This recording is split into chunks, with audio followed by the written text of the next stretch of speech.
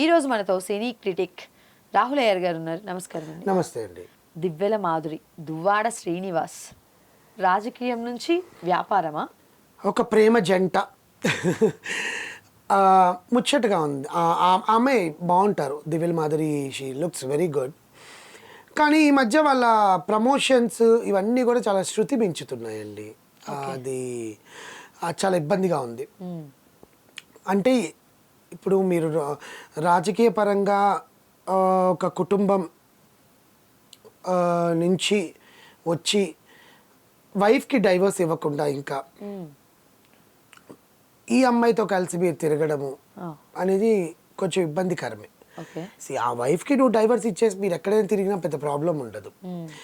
ఆయన అసలు యాక్చువల్గా దివ్యెల మాధురి దగ్గరికి ఎందుకు వచ్చారు అంటే, ఆయన జీవితంలో ఏదైతే కోల్పోయారో మొదటి వైఫ్తో, అంటే ఆ మధ్యలో ఉండే సంబంధం, ఆ మధ్యలో ఉండే రిలేషన్ గ్యాప్ వచ్చేసేసరికి, అంటే ఆమె సరిగ్గా చూసుకోకపోవట్లేదని, ఆమె ఆరోగెన్స్, ఆమె డామినెన్స్ ఎక్కువ అంట ఇంట్లో.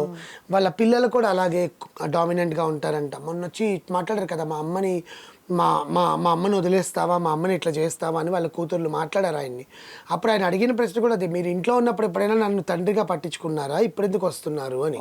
సో అలా దివ్యెల మాధురి గారిని తీసుకుపోయిందే వాణి గారు ఫస్ట్. ఆ తర్వాతే దివ్యెల మాధురి గారిని ఆయన లవ్ చేయడము, ఆయనకి ఆ కంఫర్ట్ జోన్ అనేది రావడము, వాళ్ళిద్దరు కలిసి చూసుకొని మేము బావా అని రాజా అని మాట్లాడడము. ఆ తర్వాత వాళ్ళిద్దరి మధ్యన సంబంధం కొంచెం బలపడిన తర్వాత మేమేదో ఒకటి చెయ్యాలి అని చెప్పి ఆయన రాజకీయాల నుంచి బయటకు వచ్చేసారు కదా, అంటే పంపించేశారు ఆ పార్టీ ఇలాంటి కారణాల వల్ల. సో ఆయన బయటకు వచ్చిన తర్వాత ఈమెతోని ఎక్కడికి వెళ్ళినా ఆమెతోనే. మొన్న ఒక ఇంటర్వ్యూలో కూడా ఒక్కటి సింగిల్గానే వచ్చింది. ఈ వకులా సిల్క్స్ ప్రమోషన్స్ కోసం చాలా యూట్యూబ్ ఛానల్స్కి ఇంటర్వ్యూస్ ఇచ్చింది. దాంట్లో సింగిల్గా వచ్చేసరికి యాంకర్ అడిగారు, అదేంటండి మీరు సార్ విడిపోయారా, మీరు ఒక్కరే వచ్చారంటే అదేం మాట అండి అట్లా విడిపోయారని అడుగుతున్నారు, ఒక నిమిషం ఉన్నాడు, ఆయన కిందనే ఉన్నాడు, నేను ఇప్పుడే డ్రాప్ చేసి వెళ్ళాడు అని ఫోన్ చేసింది. ఫోన్ చేసి ఎక్కడున్నారు రాజా అంటే, ఇక్కడే మా బయట ఉన్నాను, వచ్చేయమంటావా అంట, వచ్చేయండి అనింది. రావడం, ఆయన మళ్ళీ కూర్చోబెట్టుకొని ఇంటర్వ్యూ.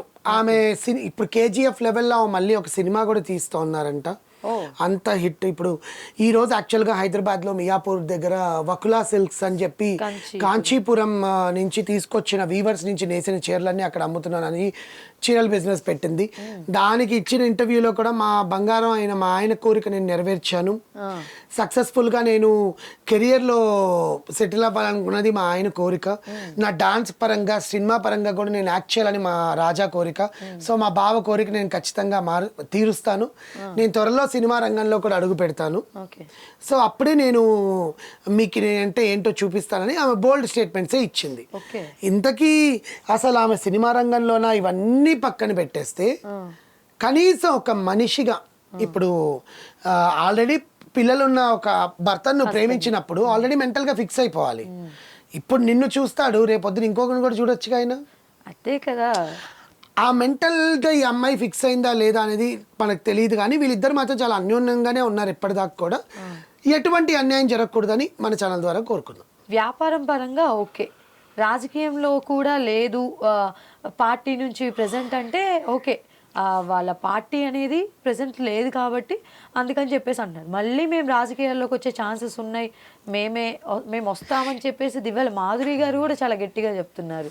అదొక ఎత్తు అయితే, ఒకవైపు చూస్తూ వస్తున్నట్టయితే జగన్ గారి ప్రభుత్వం ఏదైతే ఉందో ఒక్కొక్కరు అరెస్టులు జరుగుతూ వస్తున్నాయి. ఇప్పుడు నెక్స్ట్ దువ్వాడ శ్రీనివాస్ గారిని కూడా అరెస్ట్ చేయొచ్చేమో అంటున్నారు. చెయ్యొచ్చు, మేబీ ఆయన కూడా దూషించిన సందర్భాలు ఉన్నాయి, కానీ అది ఎప్పుడు జరుగుతుంది అనేది గవర్నమెంట్ చేతుల్లోనే ఉంటుంది. ఇప్పుడు అంతకుముందు కూడా చంద్రబాబు నాయుడు గారిని ఏ టైంలో అరెస్ట్ చేయాలో ఆ టైంలో అరెస్ట్ చేసి లోపల కూర్చోబెట్టి ఎలక్షన్స్ అసలు బయట రాకుండా చేశారు.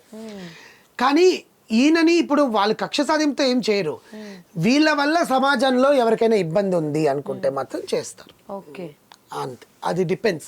అది వాళ్ళు ఖచ్చితంగా వీళ్ళని కూడా అరెస్ట్ చేయాలని ప్రజలు ఎంతమంది అంటున్నా కూడా గవర్నమెంట్ అంత ఈజీగా టైం తీసుకోదు.